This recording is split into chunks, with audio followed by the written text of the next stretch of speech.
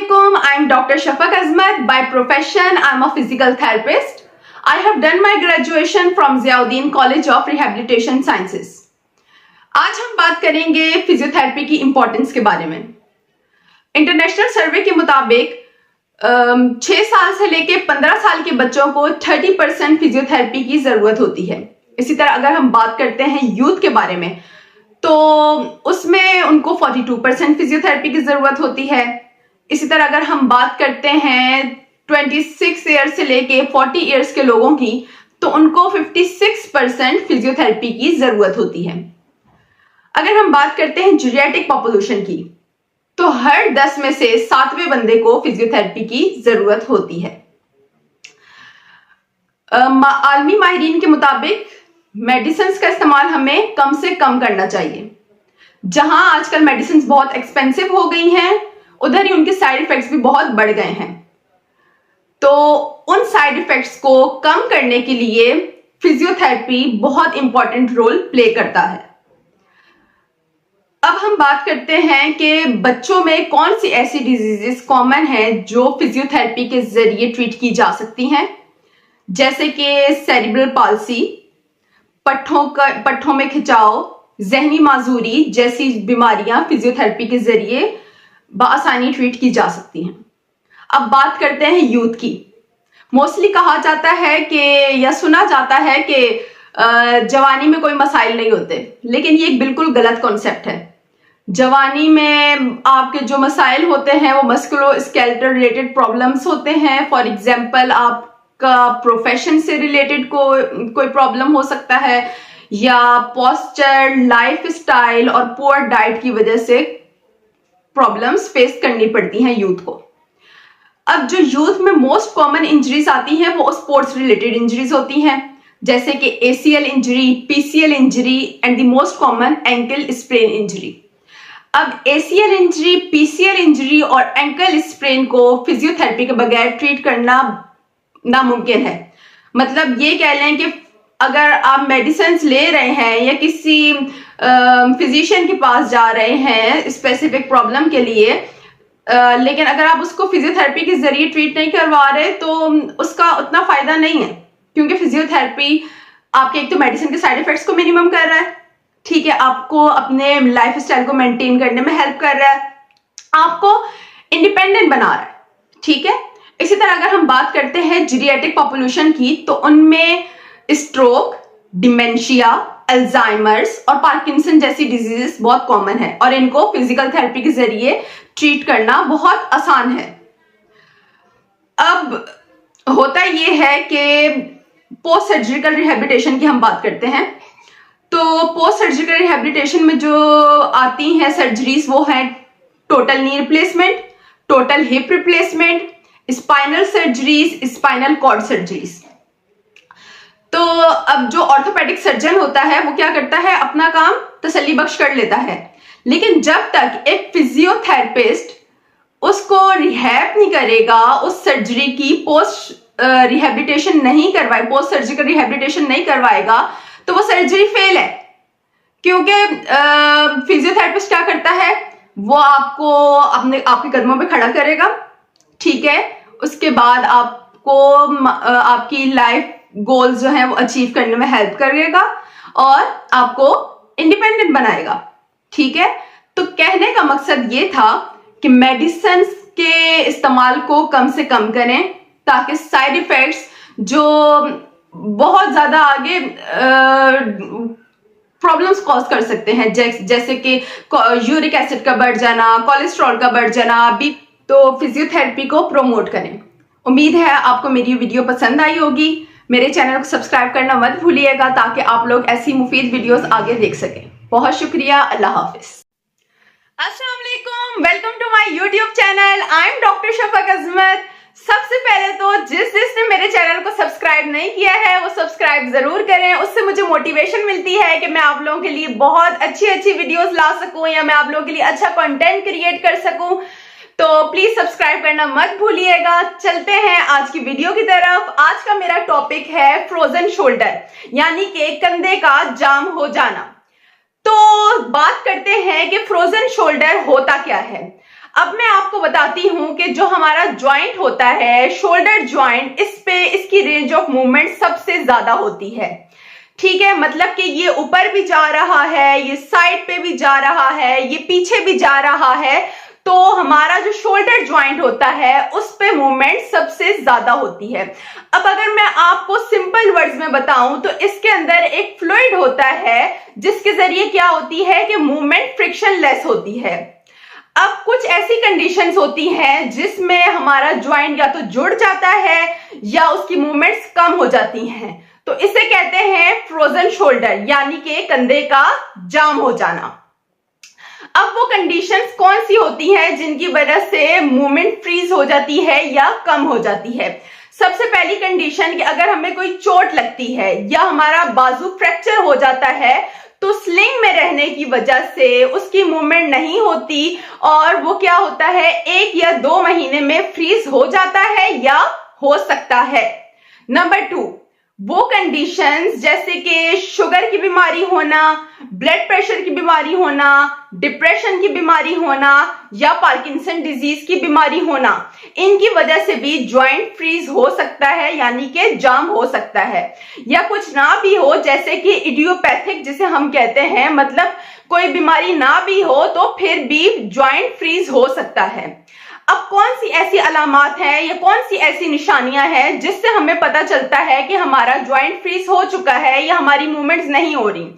सबसे पहला, जब आप कमीज पहनते हैं तो आप अपने हाथ की या आप अपने बाजू की मूवमेंट नहीं कर सकते। कमीज पहनने के लिए आपको हाथ ऊपर करना पड़ता है, तो वो आपसे हाथ जब ऊपर नहीं होगा तो आपको कमीज पहनने में प्रॉब्लम होगी या पेन होगा।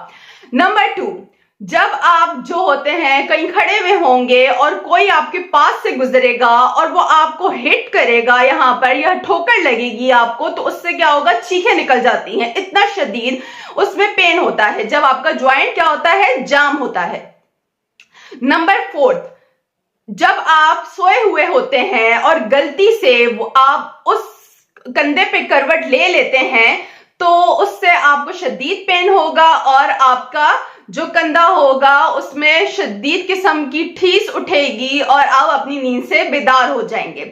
नंबर 5, जब आप नहाते हैं तो आप साबुन को अपनी बैक पे नहीं लगा सकते, मतलब आप हाथ पीछे ऐसे भी नहीं कर सकते, या आप अपनी कोई टिकलिंग हो रही है तो आप वो भी नहीं कर सकते। ठीक है, ये थी वो कंडीशंस। अब होता क्या है कि फ्रोजन शोल्डर जो होता है यानी कि कंधे का जाम हो जाना, वो मैं आपको बता दूं कि उसकी ड्यूरेशन 1 ईयर टू 1.5 ईयर तक रहती है, मतलब कि 1 साल से लेके 1.5 साल तक फ्रोजन शोल्डर रहता है। कहने का मकसद ये है कि पहले 6 महीने में वो बनता है, अगले 6 महीने में वो रहता है और उससे अगले 6 महीने में वो खुद ही रिजॉल्व हो जाता है। सबका एक जैसा नहीं होता, किसी का जल्दी ठीक हो जाता है, किसी का थोड़ा लेट होता है। तो इसके लिए आपको ज्यादा परेशान होने की जरूरत नहीं है, फ्रोजन शोल्डर अपने वक्त पे ठीक भी हो सकता है। अब कौन सी ऐसी चीजें हैं जो हमें करनी चाहिए इसको ठीक करने के लिए? मेडिसिन सिर्फ इसका हल नहीं है, आपको मेडिसिन के अलावा स्ट्रेचिंग्स भी करनी है, एक्सरसाइजेस भी करनी है। मैं अपनी प्रीवियस वीडियो में भी काफी मर्तबा बता चुकी हूँ कि मेडिसिन जहां बहुत एक्सपेंसिव हैं वहीं उनके साइड इफेक्ट्स भी बहुत ज्यादा बढ़ गए हैं। तो हम क्या कर सकते हैं उन साइड इफेक्ट्स को मिनिमम करने के लिए कि हम जाएं फिजियोथेरेपी की तरफ। फिजियोथेरेपी में आप स्ट्रेचिंग्स करेंगे, आप एक्सरसाइजेस करेंगे तो उससे भी काफी फर्क पड़ेगा। एक और चीज मैं आपको बताती चलूं जो आपने जहन में रखनी है कि जब आप कोई एक्सरसाइज करें फ्रोजन शोल्डर के लिए और जब आप वो कर रहे हो तो आपको जिस पॉइंट पे एक्सट्रीम पेन स्टार्ट हो आपने उससे आगे नहीं जाना। अगर आप उससे आगे जाते हैं तो क्या होगा, एक रिएक्टिव स्पाज्म हो जाएगा आपके मसल्स में और जो एक्सरसाइज आपको फायदा पहुंचाने के लिए बनाई गई थी वो क्या करेगी, उल्टा आपको नुकसान पहुंचाएगी, क्योंकि आपके मसल्स इस कंडीशन में नहीं है कि वो उससे आगे एक्सरसाइज कर सके या वो उतना पेन टॉलरेट कर सके, बर्दाश्त कर सके। अब आता है कि हमें कौन सी ऐसी एहतियातें करनी चाहिए जिससे हमारा जो पेन है वो थोड़ा कम हो और हमें उसको बर्दाश्त करने में आसानी हो। सबसे पहली एहतियात, जब भी आप बैठें तो अपने बाजू के नीचे या अपने हाथ के नीचे आप तकिया रख लें। उससे क्या होगा कि एक तो आपको सपोर्ट मिलेगी, ठीक है, और आपका जो जॉइंट की मूवमेंट होती रहेगी, इसके अलावा आपका कंधा खुला रहेगा। कहने का मकसद ये है कि कंधे को बंद नहीं होना चाहिए क्योंकि वो ऑलरेडी फ्रीज है, ठीक है, तो उसको आपने ऐसे खोल के रखना है ताकि उसकी हल्की सी मूवमेंट होती रहे। नेक्स्ट नंबर 2 ये है कि जब आप जैसे कि मैं आपको बताऊं कि आप कोई बच्चा होता है तो उसके आप कंधे पे जैसे हाथ रख लेते हैं, ठीक है, उस तरह आप रख सकते हैं। तो क्या करेंगे, आप चेयर लेंगे, चेयर के ऊपर अपना हाथ ऐसे रख के बैठ जाएंगे। उससे भी क्या होगा कि आपका ज्वाइंट खुला हुआ है, ठीक है, यानी कि ज्वाइंट बंद नहीं है, ज्वाइंट खुला हुआ है। तो ये थी कुछ एहतियातें, और इसका करने का मकसद ये था कि आपका ज्वाइंट हिलता रहे, आपका कंधा मूवमेंट में रहे। तो ये थी कुछ एहतियातें, और इसके अलावा मैं आपको नेक्स्ट वीडियो में बताऊंगी कि इसकी एक्सरसाइजेस कौन कौन सी होती हैं जो आपको करनी चाहिए थी। इस वीडियो में मैंने आपको इसका इंट्रो दिया है कि फ्रोजन शोल्डर होता क्या है, उसकी क्या कंडीशंस होती हैं, कौन सी उसके साइन एंड सिम्टम्स होते हैं, और उसकी क्या एहतियातें होती हैं। तो उम्मीद है आपको ये वीडियो पसंद आई होगी। अगर पसंद आई है तो इसको लाइक करना मत भूलिएगा, और कोई क्वेश्चंस या क्वेरीज हैं तो आप वो मुझसे कमेंट सेक्शन में पूछ सकते हैं। और इसके अलावा अगर आपको इन चीजों से या इन जो मैंने बातें बताई हैं उनसे आपको कोई प्रॉब्लम हुई है या आपको कोई मसला हल करने में आसानी हुई है तो आप उसको फीडबैक में लिख सकते हैं या मुझसे कमेंट्स में डिस्कस कर सकते हैं, मुझे बहुत खुशी होगी। तो चलते हैं नेक्स्ट वीडियो में बात करेंगे हम एक्सरसाइजेस की। तो तब तक के लिए बहुत शुक्रिया और अल्लाह हाफिज। अस्सलाम वालेकुम and welcome to my YouTube channel. I am doctor Shafaq Ajmal. आज हम बात करेंगे इस वीडियो में बैक पेन के बारे में। काफी लोगों ने मुझसे प्रीवियस वीडियोस में कमेंट्स में आके क्वेश्चंस किए थे कि प्लीज आप बैक पेन के बारे में कुछ बताएं, क्योंकि अगर हम देखें अपने आसपास या अपनी घर में देखें, अपनी सराउंडिंग्स में देखें, तो काफी लोग इस कंप्लेन के साथ नजर आते हैं या वो कंप्लेन करते हैं बैक पेन की। अब होता क्या है कि पहले तो उस बैक पेन को सीरियस लिया ही नहीं जाता। ये हम भी यही करते हैं कि कोई भी हमें कोई पेन होगा या कोई कंप्लेन होगी, हम पहले उसको सीरियस नहीं लेते। जब वो आहिस्ता आहिस्ता बढ़ जाती है तब हमें लगता है कि मामला तो अब खराब हो चुका है। फिर हम क्या करते हैं, फिर भी डॉक्टर के पास जाने के बजाय या किसी फिजिशियन को दिखाने के बजाय हम क्या करते हैं, पहले सेल्फ मेडिकेशन करते हैं, क्योंकि आधे डॉक्टर तो हम सारे वैसे ही खुद है, तो सेल्फ मेडिकेशन करते हैं। सेल्फ मेडिकेशन के तो मैं वैसे ही बिल्कुल खिलाफ हूँ। और जहां पे बात आती है मेडिकेशन की, वो आजकल वैसे ही इतनी एक्सपेंसिव हो चुकी है और उनके साइड इफेक्ट्स भी बहुत ज्यादा होते हैं। अब उन साइड इफेक्ट्स को मिनिमम करने के लिए फिजियोथेरेपी एक बेहतरीन इलाज है। तो कहने का मकसद ये है कि प्लीज सेल्फ मेडिकेशंस को अवॉइड करें, ठीक है, और जो आपको कंप्लेन्स हैं आप उसके लिए डॉक्टर के पास जाएं। डॉक्टर्स आपको आगे फिजियोथेरेपिस्ट को रिकमेंड करेंगे अगर आपका कोई इस तरह का इशू है, नहीं तो जो आगे फर्दर उनकी डिमांड होगी वो आपको बता देंगे। तो आज हमारा जो टॉपिक है वो है बैक पेन के बारे में। तो बैक पेन की मैं अभी एक्सरसाइजेस आपसे कुछ शेयर करूंगी, इसको गौर से देखिएगा। फिर इन एक्सरसाइजेस के बाद मैं आपको बताऊंगी कि आपने क्या करना है, इसके लिए कितना ड्यूरेशन रखना चाहिए, बेनिफिट्स क्या हैं इसके। तो हम लोग ये सब कुछ वीडियो के बाद डिस्कस करते हैं, यानी एक्सरसाइजेस के बाद डिस्कस करते हैं। तो आप लोग प्लीज एक्सरसाइजेस को गौर से देखिएगा। चलते हैं एक्सरसाइजेस की तरफ। Start by lying on your back and pull both your knees to your chest. You may rock side to side, or you may open up your legs to feel an inner thigh stretch. Whatever position feels most alleviating, try to hold that for 30 seconds and repeat as needed. Next, open your hips. Cross your leg over the other knee and try to push your knee away from you. If that's not enough, pull your other leg up, and you can also work on straightening the other leg if you want a further stretch. You can also try to cross your leg even further over your knee and pull both legs up to your chest. Remember to hold whatever position is the most alleviating for 30 seconds and repeat on both sides. Another muscle group that tends to be problematic with low back issues is your hip flexors. To stretch this muscle, stand in a staggered stance similar to a lunge with your back leg straight and your pelvis tucked. To deepen this stretch, reach the same side arm up towards the ceiling and over your body. Hold this stretch for 30 seconds and repeat on both sides. Another amazing exercise for low back pain, especially if it radiates down your leg, is the sloppy push-up. Lie on your stomach and push up through your hands. Lift as high as you can without feeling any pinch in your low back. Hold for a few seconds and then repeat 10 times. This next stretch, called the cat camel, is one of our favorites at Rebalance. Try getting on all fours and arching your back by sticking your buttocks out, letting your chest drop towards the ground and lifting your head up. Next, try flex. तो ये थी video, उम्मीद है आपको समझ आई होगी। और अब मैं आपको बताती हूँ कि आपने इसको किस तरह से करना है, किस तरह परफॉर्म करना है, कितनी ड्यूरेशन रखनी है। ठीक है, अब सबसे पहले हम बात करते हैं इसके बेनिफिट्स के बारे में। अब ये जो बेनिफिट्स इसमें बताए गए, इसमें स्ट्रेचिंग्स थी मोस्टली।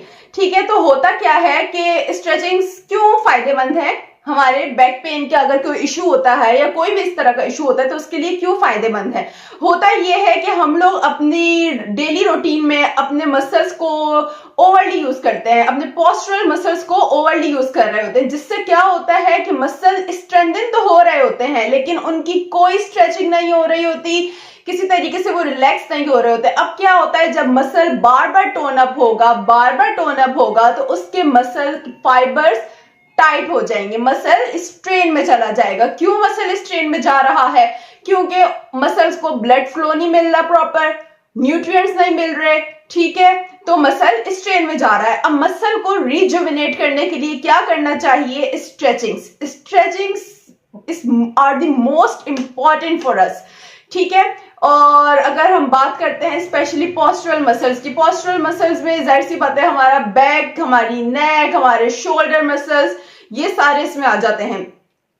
तो कहने का मकसद ये था कि अगर हम लोग स्ट्रेचिंग्स करते हैं या कोई एक्सरसाइज करते हैं अपने बॉडी को रिलैक्स रखने के लिए, अपने पोस्चरल मसल्स को रिलैक्स रखने के लिए, तो उससे क्या होता है, हमारे मसल्स फटीग में नहीं जाते, मसल स्ट्रेन नहीं होते, मसल पे स्ट्रेस कम होता है, रेंज ऑफ मोशन इंक्रीज होती है और मसल स्ट्रेस फ्री रहते हैं। तो ये जो वीडियो इसमें दिखाई गई थी, अब आप लोगों ने ये नहीं करना कि एक दफा वीडियो देख ली और आप लोग वो एक्सरसाइज परफॉर्म करके और अब आप ये एक्सपेक्ट करें कि इसका हमें रिजल्ट मिल जाएगा। देखें, जैसे बीमारी आहिस्ता आहिस्ता आती है, उसके हमें पहले साइन सिम्टम्स शुरू होना नजर आते हैं, फिर उसके बाद उसमें जब आ जाता है कि मतलब अब पेन की कंप्लेन्स आ रही हैं या दूसरे कोई इश्यूज हो रहे हैं, तब वो बीमारी पूरी तरीके से आती है। ठीक है ना, तो जब बीमारी को आने में टाइम लगता है तो उसे जाने में भी उसी तरह टाइम लगता है। तो क्या आपने करना है कि आपने एक्सरसाइज को कम से कम दिन में 3 मरतबा करना है, 3 नहीं तो 2 मरतबा तो लाजमी करना है। ठीक है, इस तरह क्या होगा कि आपके मसल जो है वो फटीग नहीं होंगे, मसल्स पे स्ट्रेस नहीं आएगा, वो उसके यूज टू हो जाएंगे उस एक्सरसाइज के।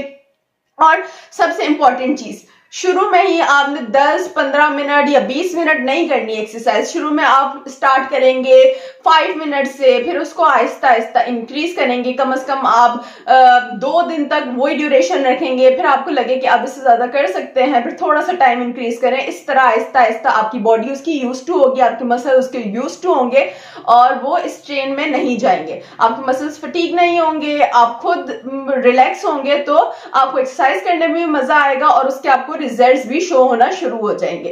तो आप इस वीडियो को फॉलो करें, इन एक्सरसाइजेस को फॉलो करें। इसके अलावा भी आपको कोई क्वेरीज हैं, कोई क्वेश्चंस हैं, तो प्लीज कमेंट सेक्शन में मुझसे पूछ सकते हैं। और आप लोग मेरी वीडियो उम्मीद है आप लोगों को पसंद आई होगी, तो इसको लाइक करना मत भूलिएगा और प्लीज सब्सक्राइब करें। कमेंट में कोई भी आपको क्वेरीज हैं तो वो आप लोग मुझसे डिस्कस कर सकते हैं। बहुत शुक्रिया, अल्लाह हाफिज। अस्सलाम वालेकुम, welcome to my YouTube channel. I am doctor Shafaq Azmat. तो आज हम बात करेंगे इस वीडियो में प्रेगनेंसी में लो बैक पेन क्यों होता है या during pregnancy low back pain होने की क्या वजूहात हैं। ठीक है, तो सबसे पहले हम बात करते हैं कि इसकी कॉजेज़ के बारे में, इसकी वजूहात के बारे में। ठीक है, और लो बैक पेन का प्रेगनेंसी से क्या ताल्लुक़ है। इसके अलावा जो लो बैक पेन हो रहा होता है ड्यूरिंग प्रेगनेंसी, इसको हम कैसे प्रिवेंट कर सकते हैं अगर ये हो जाता है। ठीक है, और इसको अगर ये हो जाता है, ये इशू कमर दर्द का इन प्रेगनेंसी, तो इसको हम कैसे ट्रीट कर सकते हैं। तो सबसे पहले अगर आप लोगों ने मेरे चैनल को सब्सक्राइब नहीं किया है या जो न्यू लोग मुझे देख रहे हैं वो चैनल को सब्सक्राइब कर दें और बेल आइकन को ज़रूर प्रेस कर दें ताकि आने वाली वीडियोस आप तक सबसे पहले पहुंच सकें। तो अब बात करते हैं हम लोग कि during pregnancy low back pain क्यों हो रहा होता है या इसकी क्या वजूहात हो सकती हैं। तो जो सबसे पहले आती है वो आती है हार्मोनल चेंजेस। ठीक है, हार्मोनल चेंजेस में यही होता है कि जैसे जैसे बेबी की ग्रोथ होती है यूट्रस में तो वो क्या होती है, अब जैसे जैसे पेट बढ़ रहा होता है तो क्या हो रहा होता है कि हमारे जो हार्मोन्स होते हैं वो चेंज हो रहे होते हैं। उसकी वजह से लिगामेंट्स, कैप्सूल्स और मसल्स ये लूज हो रहे होते हैं ताकि बेबी आराम से डिलीवर हो जाए। तो उस वजह से भी हमारे जो बैक पेन है वो इसका हो जाता है ड्यूरिंग प्रेगनेंसी। फिर उसके बाद आ जाता है कि दूसरी वजह जो है वो यही है कि पोस्टरल चेंजेस। पोस्टरल चेंजेस में क्या होता है कि हमारा जो लॉर्डोटिक कर्व होता है वो ज़्यादा हो जाता है। ठीक है, जैसे पेट आगे निकलेगा तो पीछे जो हमारा लॉर्डोटिक कर्व होगा वो इंक्रीज हो जाता है, तो उस वजह से भी बैक पेन कॉमन हो जाता है। अब इसके बाद हम लोग बात कर लेते हैं कि हाइपर फ्लेक्सिबिलिटी। अब इसमें क्या हो रहा होता है कि हाइपर फ्लेक्सिबिलिटी में के जॉइंट्स लूज हो रहे होते हैं, कैप्सूल्स, लिगामेंट्स, मसल्स ये सब लूज हो रहे होते हैं। वो क्यों लूज हो रहे होते हैं? ताकि बेबी इजीली डिलीवर हो सके। ये थर्ड ट्राइमेस्टर में मोस्टली होता है। ठीक है, तो इस वजह से भी क्या हो रहा होता है कि बैक पेन का इशू होता है। अब अगर हम बात करते हैं कि इसको प्रिवेंट कैसे किया जाए। अच्छा, सबसे पहले तो क्या करना है कि आप लोग अगर नहीं चाहते कि ड्यूरिंग प्रेगनेंसी आप लोगों को इस तरह का इशू हो, आप लोग एक्टिव रहें, तो सबसे इम्पॉर्टेंट है आप लोगों ने वॉक रेगुलर करनी है। इसके अलावा एक्सरसाइज लाजमी करनी है। ये सबसे बड़ी मिथ है कि ड्यूरिंग प्रेगनेंसी आप एक्सरसाइज नहीं करें, आप वॉक नहीं करें, आप इस तरह की कोई एक्टिविटीज़ ना करें। ठीक है, अब अगर हम लोग पुराने ज़माने की औरतों को देखें तो वो लोग सही माशाल्लाह एक्टिव होती थी, अपने रोज़मर्रा के काम भी करती थी। प्रेगनेंसी को सर पे सवार नहीं करना, ठीक है, वो कोई बीमारी नहीं है बल्कि एक आप लोगों के लिए खुशी का बायस होता है कि एक नया फर्द आ रहा है आपके घर में। ठीक है, तो इसलिए आप लोगों ने क्या करना है कि अपने आप को एक्टिव रखें, अपने आप को हाइड्रेट रखें, फ्रूट्स ज़्यादा लें, वेजिटेबल्स ज़्यादा लें। ठीक है, जंक फूड्स अवॉइड करें और इसके अलावा पानी का इंटेक ज़्यादा रखें। वैसे भी पानी का इंटेक ज़्यादा रखना चाहिए ड्यूरिंग प्रेगनेंसी। अगर आप पानी का इंटेक ज़्यादा नहीं रखते तो यूटीआई के चांसेस होते हैं, जिसे यूरिनरी ट्रैक इन्फेक्शन कहा जाता है। ठीक है, तो आप लोगों ने पानी का इंटेक भी इसमें ज़्यादा रखना है। अब इसके बाद बात करते हैं कि कौन सी एक्सरसाइजेज हैं जो हम ड्यूरिंग प्रेगनेंसी कर सकते हैं। तो सबसे पहले जो आप लोगों ने चीज़ करनी है वो करना है कि हॉट पैक। ठीक है, यानी कि आप लोगों ने गर्म सिकाई करनी है। अगर आप लोगों को बैक पेन का इशू हो जाता है तो आप लोग गर्म सिकाई कब करेंगे? जैसे कि आप सो के उठते हैं, ठीक है, तो उस वक्त मसल स्टिफ हुए हुए होते हैं, तो आप लोगों ने क्या करना है उसी वक्त अगर आप गर्म सिकाई कर लेते हैं 10 मिनट या 15 मिनट तो वो काफ़ी हेल्पफुल होती है और आपके मसल्स रिलैक्स रहेंगे और आप पूरा दिन एक्टिव रहेंगे। अब आपने गरम सिकाई कर ली यानी हॉट पैक का इस्तेमाल कर लिया, उसके बाद अगर आप चाहें तो मसाज भी कर सकते हैं या करवा सकते हैं, ऑयल या लोशन किसी भी चीज़ से आप करवा लें, इट डिपेंड्स ऑन यू। अब उसके बाद हम लोग बात करते हैं कि कौन सी एक्सरसाइजेज हैं जो हम कर सकते हैं ड्यूरिंग प्रेगनेंसी। सबसे पहले आप लोगों ने क्या करना है, नी टू चेस्ट एक्सरसाइज करनी है। इसके लिए आप क्या करेंगे, आप सीधे लेटेंगे, ठीक है, और अपनी एक नी को बेंड करके आप कोशिश करेंगे हल्का सा टमी के साथ लगाएं। ठीक है, ये आप लोगों ने 4 to 5 रिपीटिशंस कर ली। ठीक है, फिर आप अपनी अलग दूसरी नी पे करेंगे, उसको भी आप बेंड करेंगे। ठीक है, और फिर आप क्या करेंगे, कोशिश करेंगे कि उसको अपनी टमी से लगाने की कोशिश करेंगे। ये भी आपने 4 to 5 टाइम्स किया। अब नेक्स्ट एक्सरसाइज में आ जाता है ब्रिजिंग। ठीक है, इसमें आपने क्या करना है, आप सीधे लेट गए, ठीक है, आपने अपने हाथ साइड पे रख लिए और अपनी आप कमर को हल्का सा उठाएंगे। ठीक है, इससे भी क्या होगा कि काफ़ी हद तक जो प्रेगनेंसी का जो लो बैक पेन होता है वो काफ़ी हद तक रिजॉल्व होगा।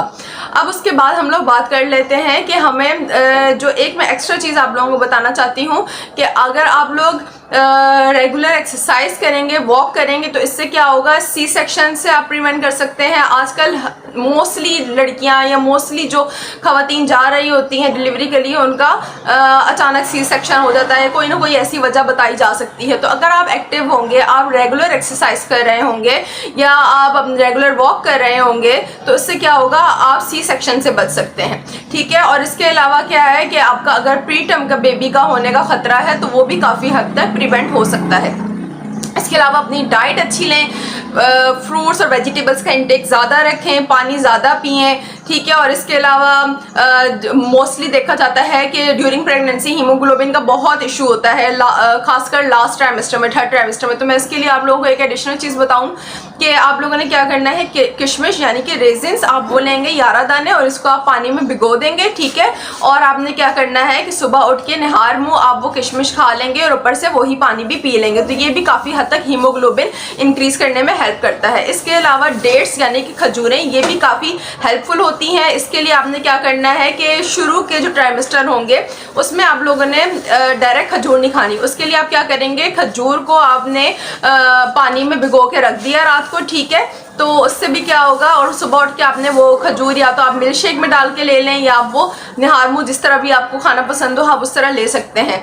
तो उससे क्या होगा, अगर आप पानी में डाल देते हैं तो उसकी तासीर थोड़ी गर्म होती है खजूर की, तो वो तासीर उसकी ठंडी हो जाएगी। हाँ, आप लास्ट ट्राइमेस्टर में आप खजूरें ऐसे भी ले सकते हैं। तो ये कहते हैं कि अगर आप खजूरों का इंटेक ज़्यादा रखते हैं, और ये हमारे हज़रत मरियम रज़ी अल्लाह अन्हा का भी था कि जब वो डिलीवर करने वाली थी हज़रत ईसा अलैहिस्सलाम को, तो उन्होंने खजूरों का इंटेक किया था, तो उस वजह से भी उनको काफ़ी हेल्पफुल हुई थी ड्यूरिंग लेबर, ठीक है। तो आप लोगों ने भी यही करना है कि बाद में आप थर्ड ट्राइमेस्टर में खजूरें आप जैसे चाहें ले सकते हैं, लेकिन शुरू के ट्राइमेस्टर में आप कोशिश करें कि आप पानी में भिगो के रख दें, और फिर उस तरह आप जब खजूरें खाएंगे तो उनकी तासीर भी ठंडी हो जाएगी, और एक तो वो आपका हीमोग्लोबिन भी इंक्रीज़ करने में हेल्पफुल होंगी, और इसके अलावा आपको एनर्जी प्रोवाइड करेंगी। तो ये थी कुछ एहतियातें, ठीक है। अब इसके अलावा आपने ये करना है कि आप अगर चाहते हैं कि आप pre natal yoga classes join करें, ये प्री नेटल को एक्सरसाइजेस करें, तो आप वो भी अपने आसपास किसी एरिया में देखें तो उस तरह की भी क्लासेस कंडक्ट की जाती हैं, आप वो भी ज्वाइन कर सकते हैं। और इसके अलावा आप घर में रह के जो मैंने आपको एक्सरसाइजेस बताई हैं आप ये भी कर सकते हैं। बस ये याद रखें कि अपने ऊपर आपने बर्डन नहीं डालना, ठीक है। आप जितना कर सकें उतना आपने करना है।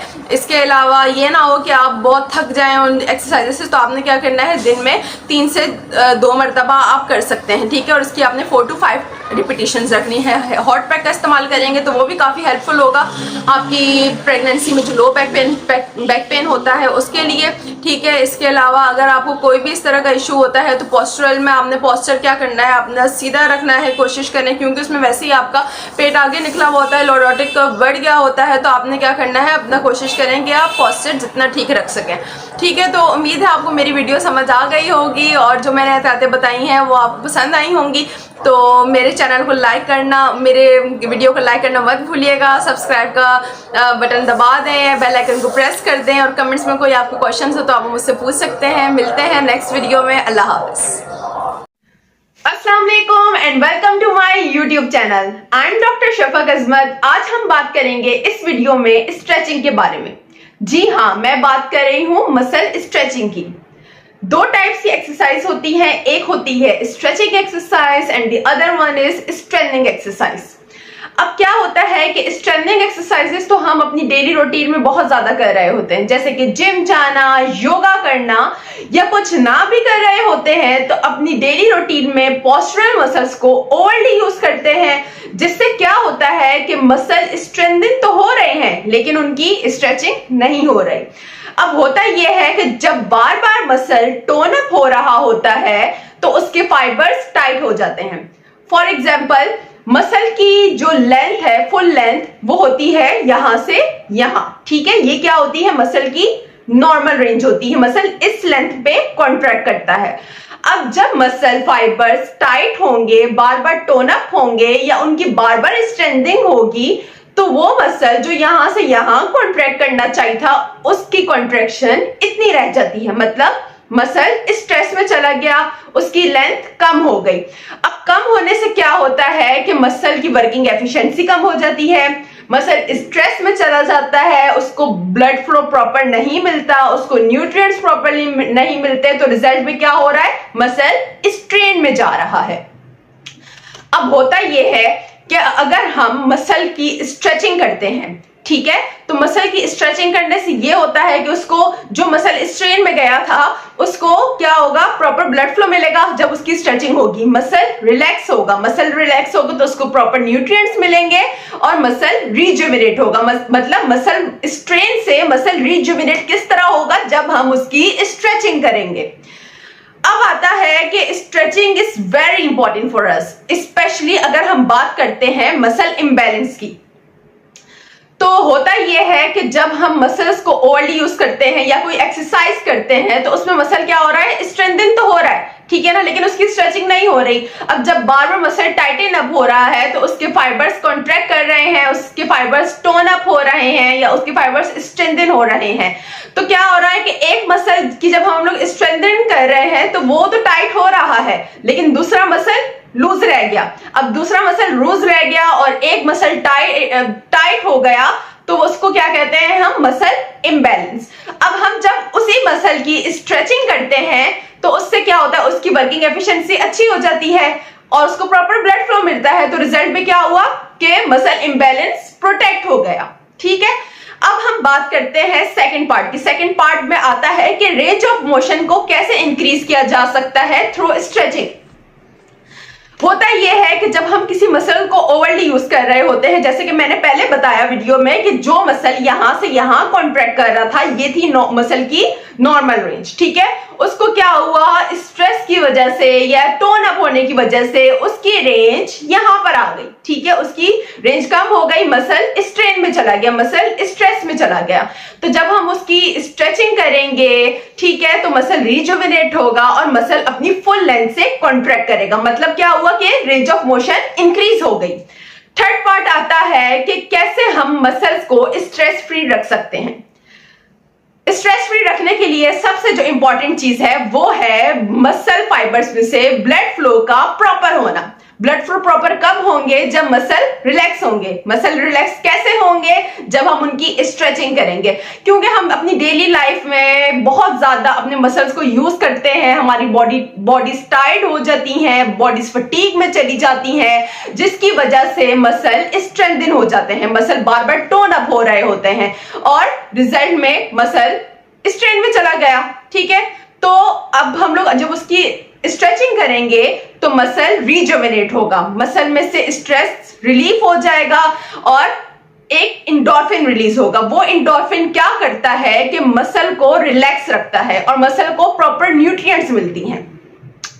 अब जो मोस्ट इंपॉर्टेंट है वो है हमारा पोस्चरल मसल, ठीक है। पोस्चरल मसल्स को कैसे रिलैक्स रखा जाए, पोस्चरल मसल्स को इसी तरह रिलैक्स रखा जाए जब हम लोग उसकी स्ट्रेचिंग करेंगे, क्योंकि हम लोग अब डेली रूटीन में क्या कर रहे होते हैं, अपनी जो वर्क प्लेस पे जा रहे हैं उधर बैठना हमें ज्यादा पड़ता है। फॉर एग्जाम्पल अगर आपका बैठने का काम है, कंप्यूटर वर्क है या इस तरह की कोई चीजें हैं, तो उसमें हमारे क्या होते हैं, बैक के मसल, नेक के मसल, शोल्डर मसल्स, ये सारे टोन अप हो जाते हैं, टाइट हो जाते हैं। तो रिजल्ट में क्या होता है, हमारा आहिस्ता आहिस्ता वक्त के साथ साथ जो पोस्चर है वो खराब हो जाता है। तो अब हमें उसको मेंटेन करने के लिए या अपनी लाइफ को प्रोलॉन्ग करने के लिए, अपने मसल्स की हेल्थ को अच्छा करने के लिए स्ट्रेचिंग करनी चाहिए। तो ये थे कुछ बेनिफिट्स स्ट्रेचिंग के। अब हम बात करते हैं स्ट्रेचिंग की टाइप्स की। पहले मैंने आपको बताया था एक्सरसाइजेस दो टाइप्स की होती हैं, एक होती है स्ट्रेचिंग एक्सरसाइज और दूसरी होती है स्ट्रेंथनिंग एक्सरसाइज। अब आता है कि स्ट्रेचिंग जो है वो फर्दर टू पार्ट्स में डिवाइड है। One is active stretching and the other one is passive stretching. Active stretching को हम सेल्फ स्ट्रेचिंग भी कहते हैं। सेल्फ स्ट्रेचिंग वो स्ट्रेचिंग होती है जो हम अपने ऊपर खुद परफॉर्म कर रहे होते हैं, उसमें हमें किसी दूसरे बंदे की जरूरत नहीं होती कि वो हम पे परफॉर्म कर सके, ठीक है। अब पैसिव स्ट्रेचिंग की बात करते हैं। पैसिव स्ट्रेचिंग को हम कहते हैं रिलैक्स स्ट्रेचिंग। ये स्ट्रेचिंग हम खुद नहीं करते बल्कि एक फिजियोथेरेपिस्ट पेशेंट पे परफॉर्म करता है, ये पेशेंट को करवाता है, ठीक है। ये होती है पैसिव स्ट्रेचिंग।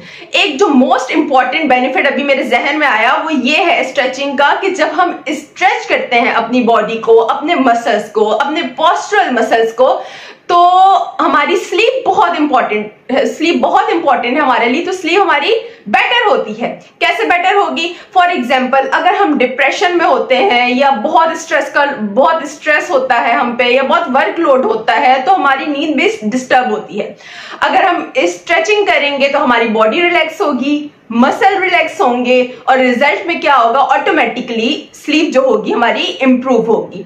तो कहने का मकसद ये है कि हमें अपनी डेली लाइफ में अगर रोज ना भी भी कर सकें तो कम से कम वंस और ट्वाइस अ वीक हमें स्ट्रेचिंग करते रहना चाहिए। इससे क्या होगा, हमारे मसल्स को प्रॉपर न्यूट्रिएंट्स मिलेंगे, प्रॉपर ब्लड फ्लो मिलेगा और हमारी परफॉर्मेंस बेहतर होगी और हमारे मसल जो है वो रिलैक्स रहेंगे, स्ट्रेन फ्री होंगे और मसल रिजुविनेट होंगे। उम्मीद है आपको मेरी वीडियो पसंद आई होगी। प्लीज मेरी वीडियो को सब्सक्राइब करना मत भूलिएगा, लाइक भी जरूर करें और अगर आपको कोई क्वेरीज हैं, कोई क्वेश्चंस हैं तो आप कमेंट्स में इजीली मुझसे पूछ सकते हैं। प्लीज मेरी वीडियो को सब्सक्राइब कीजिएगा। अल्लाह हाफिज, बहुत शुक्रिया। अस्सलाम वालेकुम, welcome to my YouTube channel. I am doctor Shafaq Azmat. सबसे पहले जिसने मेरे चैनल को सब्सक्राइब नहीं किया है वो सब्सक्राइब कर दें और बेल आइकन के बटन को जरूर प्रेस करें ताकि आने वाली वीडियोस आप तक सबसे पहले पहुंच सकें। आज हम बात करेंगे इस वीडियो में टेल बोन पेन के बारे में। अगर आपको लंबे अरसे तक बैठने में प्रॉब्लम होती है या अगर आपको अपनी हिप्स के दरमियान में जो लास्ट में बोन होती है उसमें शदीद तकलीफ होती है या आप अगर कहीं पर थोड़े टाइम के लिए ज़्यादा बैठ जाते हैं तो आपको उठने में तकलीफ होती है या आपको फ़ौरन उठ के चलना पड़ता है क्योंकि बैठते हुए आपको शदीद तकलीफ हो रही है, या आप अगर किसी हार्ड सरफेस पे थोड़ी देर के लिए बैठ जाते हैं तो आपको दर्द स्टार्ट हो जाता है, तो ये वीडियो आपके लिए है, इसको जरूर देखिएगा। इसमें मैं आपको बताऊंगी कि टेल बोन पेन होता क्या है, इसकी कॉजेस क्या होती हैं, क्या वजूहात हैं और क्या इसका ट्रीटमेंट हम घर पे आसानी तौर पर कर सकते हैं। सबसे पहले हम बात करते हैं कि इसकी क्या वजूहात होती हैं। तो सबसे पहले जो देखा गया है, मोस्टली जो पेशेंट्स कंप्लेन लेकर आते हैं वो यही कंप्लेन कर रहे होते हैं कि हम सीढ़ियाँ उतरते वक्त गिर गए हैं और उसके बाद से हमारी जो टेल बोन पेन है या हड्डी का जो आखिरी हिस्सा है रीढ़ की हड्डी का, उसमें तकलीफ हो रही है। अब होता क्या है, मोस्टली यही देखा गया है कि जब सीढ़ियाँ उतर रहे होते हैं और नीचे गिर जाते हैं तो नीचे गिरते हुए हमारी जो बॉटम का हिस्सा है वो रगड़ खाता है सीढ़ियों पर, तो क्या होता है कि उससे फ्रिक्शन पैदा होती है उस जो हड्डी पर, ठीक है, उससे कहते हैं कॉक्सिक्स, ठीक है। उसमें क्या होती है, फ्रिक्शन पैदा हो रही होती है, तो जब वो मुसलसल रगड़ खाएगी और उसमें फ्रिक्शन पैदा होगी तो उसको कहते हैं टेल बोन पेन या कॉक्सीडीनिया। मेडिकल टर्म में उसे कॉक्सीडीनिया कह रहे होते हैं, आम अल्फाज में उसे हम टेल बोन पेन कह रहे होते हैं। सेकंड में आ जाता है प्रोलॉन्ग सिटिंग। प्रोलॉन्ग सिटिंग्स में जो मोस्टली देखा जाता है वो ड्राइवर्स में ये कंप्लेन देखी जाती है जिनका जो काम होता है वो ड्राइविंग का होता है, या अगर हम कोई बड़ी लॉन्ग ड्राइव कर लेते हैं, ठीक है, या इसके अलावा अगर देखा जाता है कि हम लोग अगर किसी हार्ड सरफेस पे बैठ रहे हैं, ठीक है, तो उससे भी क्या हो रहा होता है कि ये पेन जो हो रहा होता है ये इंक्रीज हो रहा होता है, तो उसमें भी क्या हो रहा होता है कि जो लास्ट बोन का पार्ट होता है टेल बोन का वो क्या हो रहा होता है, तकलीफ दे रहा होता है। अब उसके बाद थर्ड पे आ जाता है प्रेगनेंसी या आफ्टर डिलीवरी। प्रेगनेंसी में भी और आफ्टर डिलीवरी में भी ये पेन फीमेल्स में कॉमन देखा जाता है। प्रेगनेंसी में बेबी का वेट आ रहा होता है तो उससे भी क्या हो रहा होता है कि ये प्रॉब्लम शुरू हो सकती है, और आफ्टर डिलीवरी मोस्टली ये सी सेक्शन में वुमेन्स में देखा जाता है जिनका सी सेक्शन से बेबी डिलीवर होता है। उससे क्या होता है कि जब आपको एनेस्थीसिया दिया जाता है स्पाइन में तो बाद में जो साइड इफ़ेक्ट्स आते हैं उसमें कॉक्सीडीनिया यानी कि टेल बोन पेन भी कॉमन होता है। अब हम इसके बात कर लेते हैं इसकी ट्रीटमेंट के बारे में। बीइंग अ फिजियोथेरेपिस्ट मैं आपको कुछ ऐसी ट्रीटमेंट्स बताऊंगी जो आप घर पे रह के आसानी तौर पर कर सकते हैं। तो सबसे पहले हम बात करते हैं हॉट पैक और कोल्ड पैक की, यानी कि गर्म सिकाई और बर्फ की सिकाई के बारे में, ठीक है। तो आपने क्या करना है कि इन दोनों का जो कॉम्बिनेशन होता है हॉट पैक और कोल्ड पैक का, ये बहुत अच्छा होता है, लेकिन एक चीज़ आपने जहन में रखनी है कि आप जब सो के उठेंगे तो तब आपने हॉट पैक यूज़ करना है, क्योंकि उसमें क्या हो रहा होता है कि मसल जो होते हैं हमारे स्टिफ होते हैं, और उस वक्त अगर आप ऊपर से हॉट पैक यूज़ करेंगे तो वो काफ़ी हद तक रिलैक्स हो जाएंगे और जो इन्फ्लेमेशन होगी कॉक्सिक की बोन की तो वो भी क्या हो जाएगी, काफ़ी हद तक रिड्यूस हो जाएगी। इसके अलावा आपने पूरे दिन में चलते फिरते जब या आप कहीं बैठ जाते हैं और आपको पेन स्टार्ट हो जाता है तो आपने क्या करना है, कोल्ड पैक अप्लाई करना है, यानी कि बर्फ़ की सिकाई करनी है। अब आपने अगर आपके पास कोल्ड पैक अवेलेबल नहीं है तो कोई इशू नहीं है, आप क्या करेंगे, बर्फ़ लेंगे, उसको क्रश करेंगे और किसी शॉपर में डाल के आप अपनी सिकाई कर सकते हैं जहाँ पे आपको पेन है। ठीक है। तो आपने ये क्या करना है, बर्फ़ की सिकाई करनी है दिन में 2 से 3 मरतबा, 10 मिनट के लिए, 5 मिनट के लिए काफ़ी होगा। लेकिन उस दौरान फिर आपने गर्म सिकाई नहीं करनी, ठीक है। ये नहीं कि आपने गर्म सिकाई की आप फ़ौरन ही बर्फ़ की भी सिकाई करें, ये नहीं करना आपने। आप सुबह सोकर उठें या रात को सोने के लिए जाएं तब आप गर्म उसकी सिकाई कर लें, ठीक है, या कोल्ड हॉट पैक रख लें। और इसके अलावा पूरे दिन में आपने कोल्ड पैक करना है, यानी कि बर्फ़ की सिकाई करनी है। अब सेकंड पे आ जाता है कि हमारा ये जो बोन होती है, ठीक है, इस पे क्या आ रहा होता है, हमारा पूरा वेट आ रहा होता है। जैसे हम बैठे हैं, अभी मैं बैठी हूँ तो सारा वेट मेरा आ रहा है उस बोन के ऊपर। तो उसमें क्या होगा कि जब वेट आ रहा है तो पेन जिनको होगा, टेल बोन पेन, वो क्या होगा, इंक्रीज होगा, उनसे ज़्यादा बैठा नहीं जाएगा। तो आपने उसको रिड्यूस करने के लिए डोनट कुशन्स यूज़ करने हैं, ठीक है। ये मैं आपको दिखा भी देती हूँ, ये मेरे पास डोनट कुशन मौजूद है, ठीक है। ये होता है डोनट कुशन, ठीक है। इस तरह का मिलता भी है, बाजार से भी इजीली मिल जाता है, और ये आप घर में भी आसानी तौर पर बना सकते हैं। अब इसका फ़ायदा क्या है, इसका फ़ायदा ये है कि इस तरह आप रखेंगे, ठीक है, और इसके ऊपर आप बैठेंगे। अब क्या होगा, जब आप इसके ऊपर बैठेंगे तो ये जो बीच में स्पेस खाली है, ठीक है, इस पे बैठने से जो आपका वेट आ रहा है आपकी बोन के ऊपर, वो क्या होगा, इस बीच में बैठने की वजह से उस तरह का वेट नहीं आएगा, ठीक है। और जब वेट नहीं आएगा तो पेन भी नहीं होगा, और ये काफ़ी हेल्पफुल होता है। और इसके अलावा ये बाज़ार में भी अवेलेबल है, मल्टीफॉर्म वालों की भी मिलते हैं, ठीक है। पिक्चर में भी आपको दिखाया जा रहा होगा। तो आपने डोनट कुशन सबसे पहले ले लेना है। ये काफ़ी टाइप्स के मिल जाते हैं जिनमें बीच में स्पेस होती है। यू शेप कुशन भी से कहते हैं, डोनट कुशन भी कहते हैं, या रिंग कुशन भी इसको कहा जाता है। अब बात करते हैं कि इसकी कौन सी एक्सरसाइजेस हम कर सकते हैं। सबसे पहले आ जाएगा, हमने क्या करना है, अपने हिप्स को लिफ्ट करना है। उसके लिए आप क्या करेंगे, सीधा आप लेटेंगे, ठीक है, अपने हाथ आप साइड पे रखेंगे, और क्या करेंगे, आप अपनी हिप को लिफ्ट करेंगे या आप अपनी कमर को उठाएंगे, ठीक है, जैसे कि दिखाया जा रहा है आपको। आपने क्या किया, आप लेटे सीधा, हाथ साइड पे रखे और कमर को उठाया। यह आपने 10 रिपीटिशंस करनी है, ठीक है, दिन में 2 से 3 मरतबा। नेक्स्ट आपने क्या करना है, पायरिफॉर्मिस स्ट्रेच यानी फिगर ऑफ 4, ठीक है। इसमें आपने क्या करना है, अपनी एक आपने लेग को बेंड किया या नी को बेंड किया, ठीक है, दूसरे नी को बेंड करके आप बेंड हुए नी के ऊपर इस नी को रख देंगे, ठीक है। ये आपका बेंड हुआ है नी, और आपने उसके ऊपर रख दिया और उसको स्ट्रेच किया, सही है, इस तरह करके। ये भी आपको पिक्चर में दिखाया जा रहा है। तो इससे भी क्या होगा, तो पायरिफॉर्मिस जो मसल होगा वो स्ट्रेच होगा, और जो इसका टेल बोन पे जो इन्फ्लेमेशन हुई हुई थी उसमें भी काफ़ी हद तक कमी आएगी, ठीक है। आपने ये एक्सरसाइज करनी है। इसके अलावा आप ये कर सकते हैं कि अपना आप पोस्चर मेंटेन करके रखें, ठीक है। मतलब आप बैठे हुए हैं तो पीछे होके स्लाउच पोजीशन में नहीं बैठें, मतलब गिरे हुए ना बैठे हुए हो, थोड़ा सा आगे होके बैठे हैं। उससे क्या होगा कि जो टेल बोन होगी उस पर वेट नहीं आएगा, और आपको उठने और बैठने में तकलीफ नहीं होगी, और आप आसानी बैठ के अपना काम कर सकते हैं। इसके अलावा अगर आप प्रोलॉन्ग सिटिंग कर रहे हैं तो उसको अवॉइड करें, ठीक है। उसके लिए आप क्या करेंगे, थोड़ी देर के लिए काम करें बैठ के, या 10 मिनट काम करें, और उसके बाद उठ के थोड़ी बहुत वॉक करें, और पानी शानी पिए, अपने आप को हाइड्रेट रखें। हाइड्रेट रखना बहुत ज़रूरी है, क्योंकि ये मोस्टली इसलिए भी होता है कि हम हाइड्रेट नहीं होते हैं, हमारी जो वो होती है न्यूट्रिशन वो पूरी नहीं हो रही होती, तो उसलिए भी ये पेन स्टार्ट हो सकता है। तो आपने क्या करना है कि आप अपने आप को हाइड्रेट रखें, अपने लाइफ स्टाइल को मेंटेन करें। अगर आपका वेट ज़्यादा है तो उसको आप ग्रेजुअली कम करें, ठीक है। और इसके अलावा कोल्ड ड्रिंक्स वगैरह अवॉइड करें, फ्रूट ज़्यादा खाएं, वेजिटेबल ज़्यादा खाएं। इस तरह आपका लाइफ स्टाइल भी मेंटेन होगा, और आपके ये जो दर्द वगैरह होते हैं ये भी काफ़ी हद तक कमी आएगी उनमें। तो उम्मीद है आपको मेरी वीडियो पसंद आई होगी। मेरे चैनल को सब्सक्राइब करना मत भूलिएगा। कोई क्वेश्चंस हो या क्वेरीज हो तो वो कमेंट सेक्शन में आप मुझसे पूछ सकते हैं, और फीडबैक भी दे सकते हैं। तो मिलते हैं नेक्स्ट वीडियो में। अल्लाह हाफिज़।